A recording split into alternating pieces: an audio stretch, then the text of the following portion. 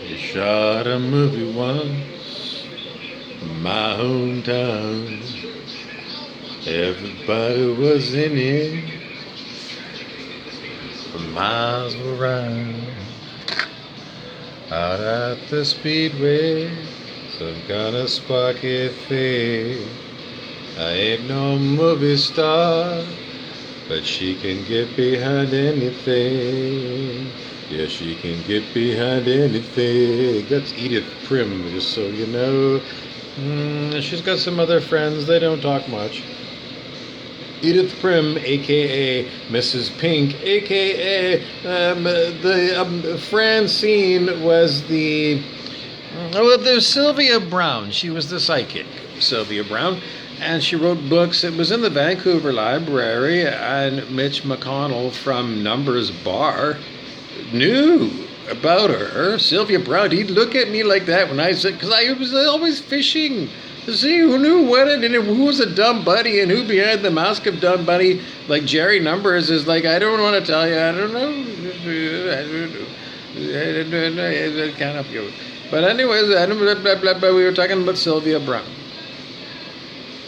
She had a spirit guide on the other side called Francine.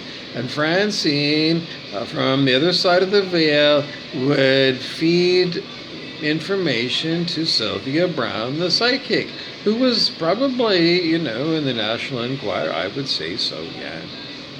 Well, I don't know. So anyway, well, we want to talk about? Okay, we were talking about Edith Prim, who is known as, I don't know. Is it focusing? I can't tell if the camera can focus. I don't know. I'm doing the best I can. But she's the pink one there. Well, I don't know. They shot a movie once in my hometown. Everybody was in it for miles around. Out at the speedway, some kind of Elvis thing. She ain't no movie star, but maybe she can help you out. I don't know. Well, in her malevolent form, she is a Class A devil. And in her benevolent form,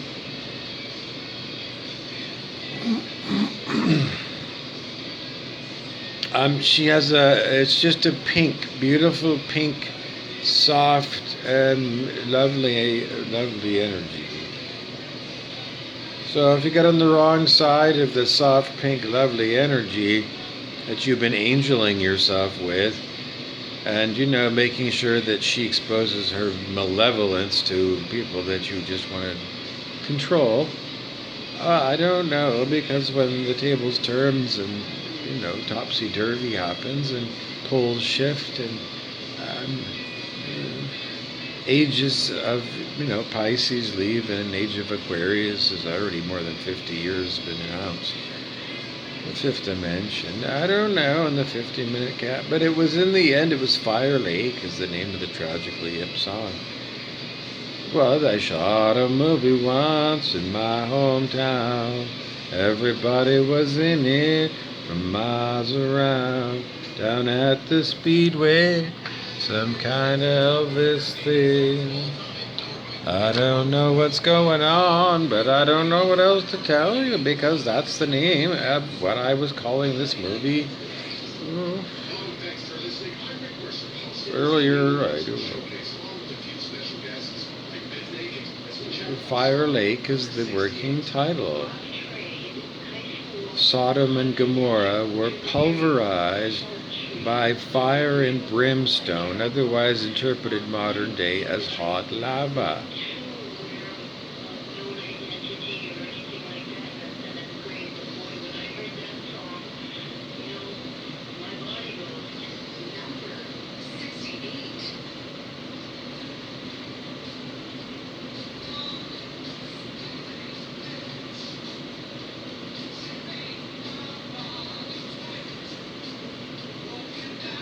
This is the Carol Pope song that they started playing when I was 13 years old. This song is a grooming sexual song for children. It's aimed at children that are 12 and 13 years old because that's when it was aimed at me. Hypersexualizing middle school. This old butch lesbian transvestite dyke is encouraging girls to dress up like Jezebel whores, that's from the Bible, and slut around.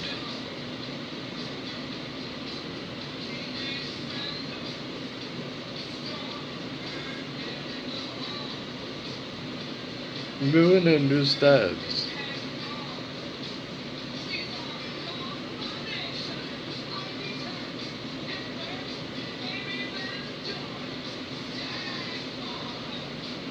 As far as we know, Carol Pope, that's the person who sings, is a Canadian.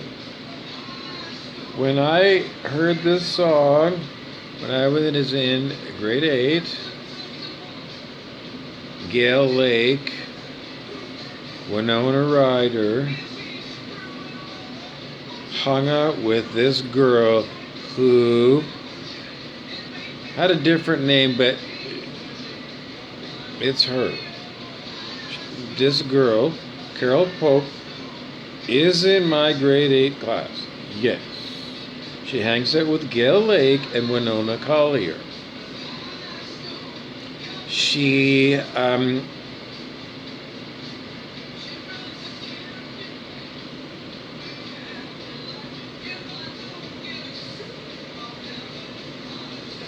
officially she's a lesbian, Carol Pope. That went because Winona Ryder and Gail Lake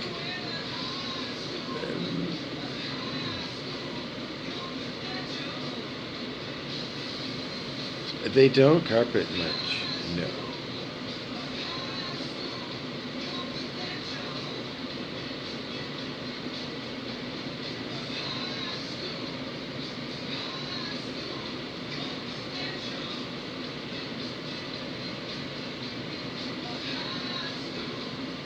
We still can't get it out yet. Because there was David Blackwood, who's in love with Stephen Adams, and Stephen Adams' brother, Greg Adams. Well, the Adams all look alike. They all got that look, the Adams family, and then there's the older sister Adams. I don't know if they're that Adams family, they all look alike. Anyways, Winona Collier, Gail Lake, Mr. Siemens class 8C. Westmount High School, no, Westmount Middle School. They didn't call it a middle school. Westmount, I don't know, it was grade 7 and 8.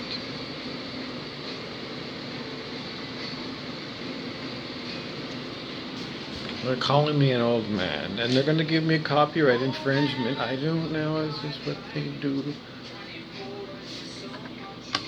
I don't know. Memories of grade 8. Well, there was the geography teacher. I used to go to Loch Lomond, and he had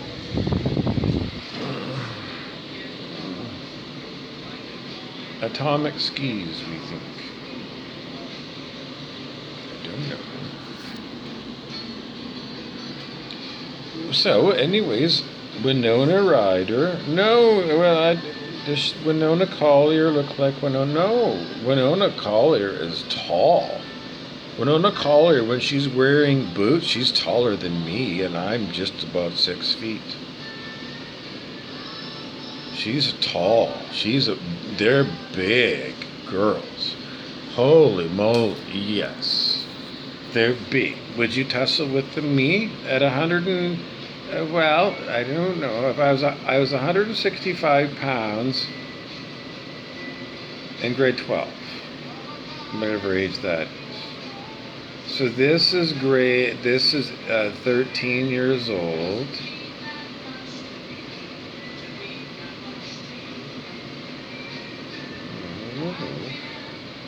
I can't imagine how much I weighed in that age. I don't know. More than 100 pounds and less than 165 pounds. Put it in the middle, and that's how much I must have weighed then. Not very much. And they were big, yes.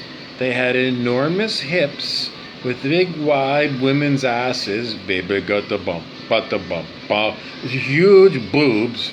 They're taller, at least without boobs on.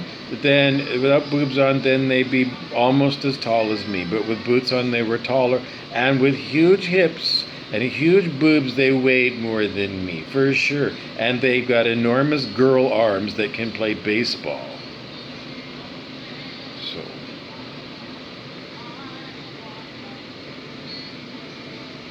Oh, well, they had a pet boy, Greg Adams. Greg Adams of the Adams family,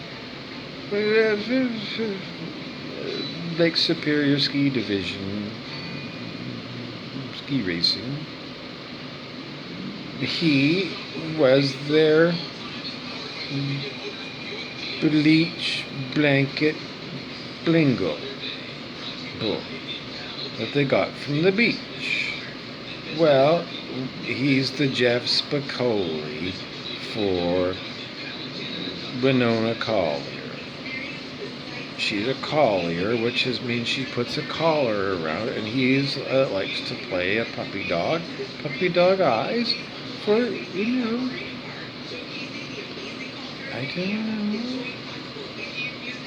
don't know what else to tell you, because beyond these images that I'm gifted with as memories by Kid Cudi, that's what we should listen to next, but I can't force the mother ready to put Kid Cudi on.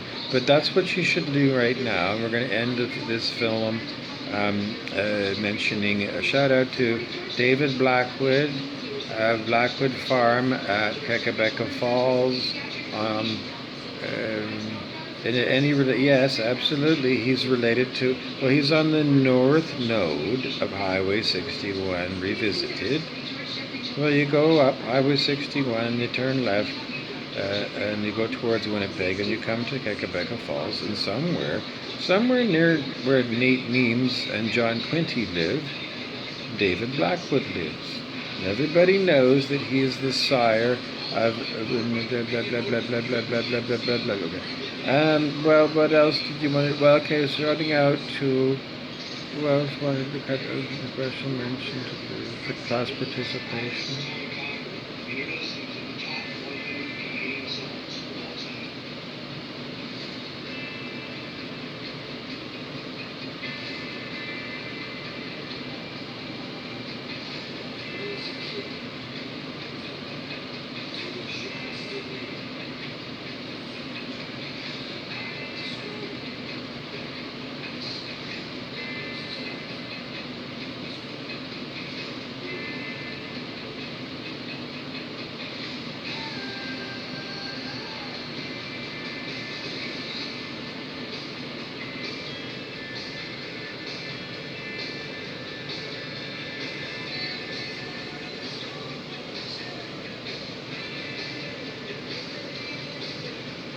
It's July the fucking 1st, and the fucking Packies are walking around outside wearing a fucking Chinaman's mask.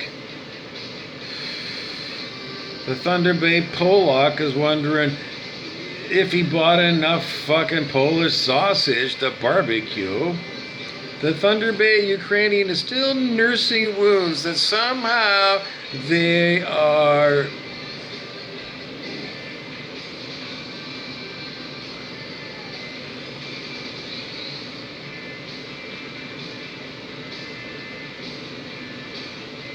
other than that, no, there's no news about replacing the Hoito with, the original design. No, they're gonna just put up apartment block. They pay paradise and put up a parking lot. Well, Joni Mitchell's Canadian.